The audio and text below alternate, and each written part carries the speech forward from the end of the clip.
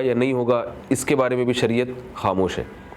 تو اس میں ہم کچھ کہہ نہیں سکتے. جب ہمیں کسی بارے میں اس مذہب نے بتایا نہیں ہے تو اس میں خاموشی اور توقف ہی اختیار کیا جائے گا. ہمیں اتنا پتہ ہے کہ زمین میں جتنے انسان اور جنات بستے ہیں ان کو اللہ نے آزمائش کے لیے پیدا کیا اور ان کے اچھے اور برے کا قیامت کے دن حساب ہوگا.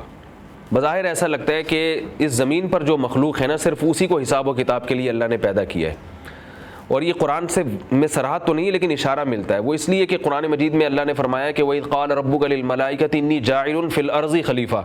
اللہ نے فرشتوں سے کہا کہ میں زمین میں اپنا خلیفہ پیدا کرنا چاہتا ہوں.